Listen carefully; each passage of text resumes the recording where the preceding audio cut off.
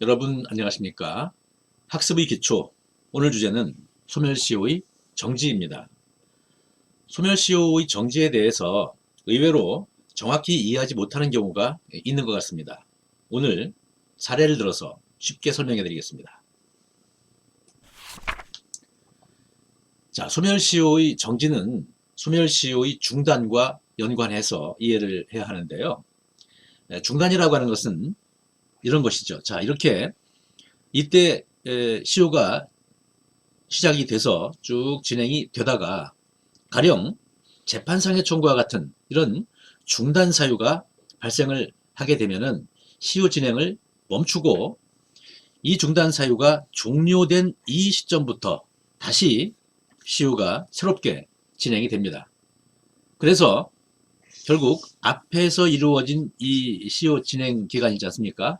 이것은 없는 것으로 되는 거죠. 자, 이것이 중단입니다. 이와 달리 소멸시효의 정지에서는 시효 중단을 하기가 곤란하다고 인정되는 사유, 이것을 정지사유라고 얘기합니다. 이러한 정지사유가 있는 기간 동안 시효 진행을 멈췄다가 다시 시효가 진행이 되는 거죠. 그래서 앞에서 이루어진 이 시효 진행 기간, 이것이 없어지는 게 아니죠. 그런 점에서 중단과 차이가 있습니다. 자, 그런데요, 이 정지제도에 관한 구체적인 모습은 국가마다 일정하지 않습니다. 그래서 비교법적인 시각에서 이 입법 형식을 분류를 해보면 이렇게 크게 두 가지로 분류를 할 수 있습니다. 이 두 가지에 대해서 차례대로 말씀을 드리겠습니다. 먼저 첫 번째 경우인데요. 이 첫 번째 경우는 정지 사유가 존재하는 그 시기가 언제이든 간에 그 기간을 시효 기간에 산입하지 않는 그런 입법 형식입니다. 이런 경우죠. 자, 여기에 이 시점부터 시효가 진행이 됩니다. 쭉 진행이 되다가 가령 10년이면 시효가 일반적인 경우라고 하면은 시효가 이때 완성이 되겠죠. 그런데 정지 사유가 이렇게 있단 말이에요. 이렇게. 그러면 이 기간만큼 이렇게 연장이 되게 되는 것이죠. 이 첫 번째 입법례에서는 이 정지 사유가 여기에 있든 그 정지 사유의 존재 시기가 언제 있느냐라고 하는 것이 상관이 없습니다. 모두 이만큼이 연장이 되는 것이죠. 그것이 첫 번째 입법 형식입니다. 이와 달리 두 번째 입법 형식은 정지 사유가 종료된 때부터 일정 기간 내에는 시효가 완성되지 않는다는 형식의 그런 입법 예입니다. 즉, 정지 사유 종료 시부터 일정 기간 후로 시효 완성 시점을 연기하는 것이죠. 네. 이 두 가지 입법 예 중에서 우리 민법은 두 번째 입법 예에 속합니다. 자, 여러분들, 이 두 번째에 관한 설명이 좀 잘 이해가 안 되시죠? 네. 이 문제는 여기서 얘기하는 것보다는 우리가 뒤에서 구체적인 우리 규정을 보면서 설명을 하게 되면 여러분들이 쉽게 이해를 할 수 있을 것으로 생각합니다. 이 정지에 관해서 우리 민법은 이렇게 네 조문을 통해서 규정을 하고 있습니다. 차례대로 보도록 하겠습니다. 먼저 179조입니다. 179조는 이렇게 규정을 하고 있는데요. 미성년자라든가 피성년 후견인과 같은 이런 제한 능력자는 시효 중단과 같은 시효 관리에 있어서도 법정 대리인의 도움이 필요하죠. 가령 제한 능력자는 단독으로 재판상 청구 등과 같은 이런 중단 행위를 할 수 없습니다.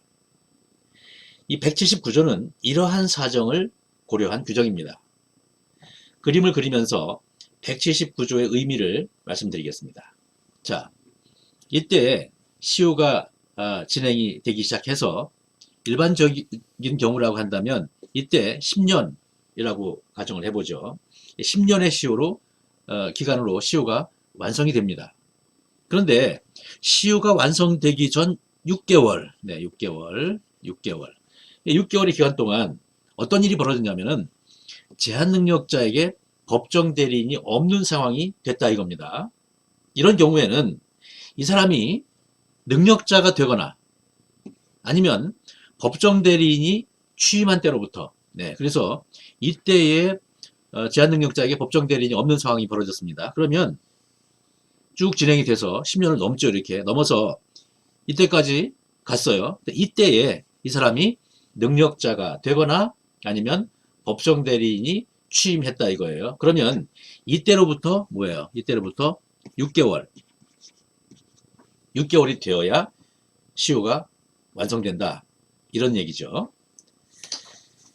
자, 그래서 이 조문에서는 제한능력자에게 법정 대리인이 없는 상황, 이것이 정지 사유인 것이죠. 그런데 이 정지 사유는 시효 기간 만료 6개월 내에 있어야 됩니다. 그러니까 이 기간 내에 정지 사유가 존재해야 되는 거죠. 그렇지 않고 이 제한능력자에게 법정 대리인이 없는 상황, 이것이 여기에 존재하고 있다라고 한다면 이런 경우는 179조가 적용되지 않게 되겠죠. 다시 말하면 정지 문제가 발생하지 않는다. 이런 얘기입니다.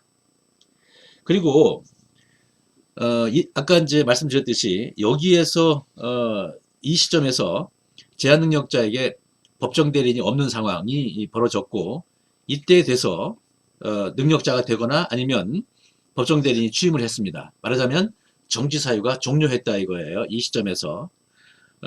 그런데 그러니까 이때로부터 시작해서 이때까지 이 기간 있지 않습니까? 이 기간은 얼마나 길고 얼마나 짧으냐 이것이 문제되지 않습니다.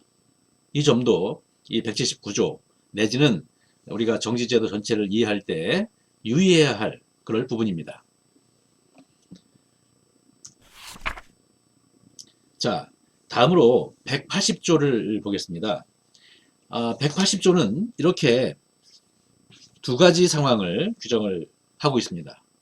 먼저 1항을 볼까요? 이런 예를 들어드리겠습니다. 미성년자가 어머니에게 1억 원의 채권이 있다고 가정을 해보시지요. 미성년자와 채무자인 어머니의 이해관계가 이 경우에 상충되는 상황이죠. 그러다 보니까 어머니가 시효 중단 행위를 하는 것을 기대하기 어렵죠. 이 상황이 바로 1항의 상황입니다. 다음으로 2항을 볼까요? 부부 일방이 타방에게 채권이 있더라도 부부관계의 특성, 특히 가정평화를 생각을 해볼 때에 재판상 청구 등과 같은 시효 중단 행위를 하기가 어렵죠. 그래서 가령 부부 일방의 사망 또는 이혼과 같은 이런 혼인관계의 종료로부터 6개월의 기간을 주는 것입니다. 사례를 하나 들어볼까요? 자, 아내가 이때 결혼을 했습니다. 이때 결혼을 했는데 쭉 결혼 생활이 진행이 됐어요. 근데 결혼 생활 진행이 되다가 3년 후에 아내가 남편에게 채권이 생겼습니다. 근데 이때로부터 계속 또 정상적인 부부 생활을 했습니다. 그래가지고 뭐 몇 년으로 할까요? 이때로부터 20년을 더 살았습니다. 이렇게. 그러다가 이때 이혼을 했습니다. 이때 이혼을 했습니다. 그러면 지금 이때로부터 지금 20년이 지난 거거든요. 자, 이 180조 2항은 어떤 얘기를 하고 있는 겁니까? 그러면 이 아내의 남편에 대한 채권은 20년이 지났어도 보통의 경우에는 10년으로 소멸하지 않습니까? 근데 이때부터 20년이 지났어도 소멸하지 않는다 이거죠. 않고 이혼한 때로부터 뭐예요? 6개월이 되어야 시효로 소멸한다. 이런 얘기가 되는 겁니다. 자, 이 상황이 이런 상황인데 180조는 이 180조에서는 무엇이 정지 사유입니까? 무엇이 정지 사유냐면은 부모와 자식 간의 관계라든가 부부 관계라든가 와 같은 이러한 인적 관계 자체가 정지 사유입니다. 아시겠죠? 네. 그 다음에 이런 상황, 이 180조와 관련해서 이런 상황을 한번 생각을 해 보시죠. 자, 시효 기간이 이렇게 10년인데 이때부터 계산해서 일반적인 경우라고 한다면 10년이면 채권이 시효로 소멸을 해야 되는데 이 시효 기산일로부터 3년이 지난 이 시점에서 능력자가 되거나 이 얘기죠. 그러니까 180조 1항의 얘기입니다. 이 시점에서 능력자가 되거나 아니면 부부가 이혼을 했다 이거예요. 이거는 2항의 경우입니다. 이런 경우에 180조가 적용이 될까요? 아니죠. 정지 문제는 여기서 180조가 적용되는 얘기는 뭡니까? 이때로부터 6개월이 지나면 시효가 완성된다. 이런 얘기인데 이렇게 되냐 이 얘기입니다. 아니죠. 네. 정지 문제는 원래 시효 완성일보다 뒤에 만료되는 경우에 한해서 의미를 가지는 것이지요. 그러기 위해서는 정지 사유 종료 시점이 시효 기간 만료 6개월 내의 기간에 있어야 되겠죠. 네. 이것을 6개월이라고 했을 때 정지 사유 종료 시점이 이 기간 내에 있어야 그래야 10년보다 늦게 시효 완성이 되겠죠. 그런 경우에 한해서 이 소멸시효의 정지라고 하는 것이 의미를 가지는 것이죠. 네, 여러분 잘 이해하시겠죠? 네, 네, 다음으로 181조입니다. 자, 이 조문에서는 이 상속 재산에 속한 권리 그리고 상속 재산에 대한 권리 이 두 권리가 문제되고 있는데요. 앞에서 얘기하는 상속 재산에 속한 권리라고 하는 것은 피상속인 그러니까 사망자죠. 네, 피상속인이 권리자인 경우입니다. 가령 A가 B에게 채권을 가지고 있었는데 A가 사망을 해서 상속이 개시가 됐다. 이런 경우를 생각해 보시죠. 그리고 상속 재산에 대한 권리 이것은 피상속인이 의무자인 경우입니다. 가령 A가 B에게 채무를 지고 있는데 A가 사망해서 상속이 개시된 경우를 생각해 보시면 되겠죠. 이들과 같은 경우에 상속인이 없거나 불분명하다면 상속재산을 정리하는 데 있어서 시간을 더 주는 것이 합리적이겠죠. 네. 그러니까 이 181조에서는 상속재산을 정리할 수 없는 상태, 그죠? 이것이 정지사유다라고 얘기를 할 수 있겠죠. 자, 이 181조와 관련해서 이런 사례를 한번 생각해 볼까요? 자, 일반적인 경우라고 한다면 이때 시효가 기산이 돼서 10년이 되는 이 시점에서 시효가 완성이 될 텐데 시효 기간 기산일로부터 3년이라고 해볼까요? 3년이 되는 이 시점에서 상속인이 확정이 됐어요. 그러면 이때로부터 6개월이 지난 이때에 시효가 완성이 됩니까? 아니죠. 앞에서 얘기한 것과 똑같은 얘기입니다. 이런 경우에는 이때에 시효가 완성이 되죠. 정지 문제는 원래의 시효 완성일보다 뒤에 만료되는 경우에 한해서 의미를 가지는 것으로 봐야 됩니다.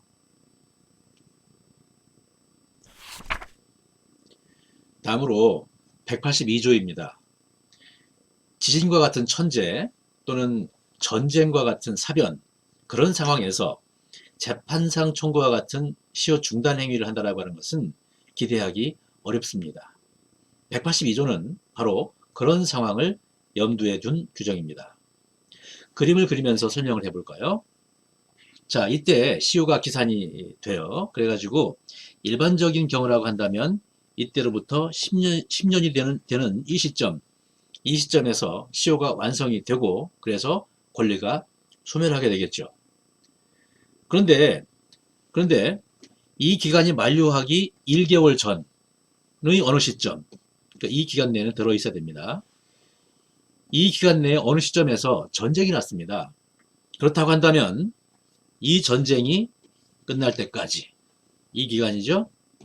이 기간 동안 시효 진행이 정지가 되고, 그래서 이때로부터 얼마의 기간입니까? 1개월이죠. 1개월이 되어야 시효가 완성이 된다. 이런 얘기죠. 이게 182조의 규정입니다.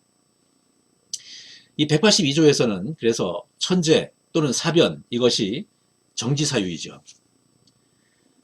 그리고 다른 경우에서와 마찬가지로 정지사유의 기간, 그러니까 정지사유의 존속기간이죠. 그러니까 이 기간이죠. 이 기간, 전쟁이면 전쟁 같은 이 기간, 이 기간의 길고 짧음은 문제되지 않습니다. 극단적이고 매우 불행한 일이지만 전쟁의 기간이 20년이 되었다 하더라도 그 기간이 종료되고 1개월이 지나야 시효가 완성이 된다. 이런 얘기죠. 그렇다고 하면은 이 상황이라고 하는 것은 시효가 계산된 이 시점부터 계산을 해보면은 몇십 년이 된 거죠. 그렇죠? 네. 이것이 182조의 규정 내용입니다. 자, 그런데요. 이 182조를 보면은 만료기간 1개월 내에는 시효가 완성되지 않는다라고 하고 있죠. 그래서 다른 규정, 앞에서의 다른 규정에서의 6개월과 차이가 있죠. 이 문제에 대해서 이것을 1개월로 하는 것은 다른 경우와 비교할 때 형평이 맞지 않다라고 하는 개정 의견이 있습니다. 자, 오늘 소멸시효의 정지에 대해서 말씀을 드렸는데요. 여기까지 하겠습니다. 감사합니다.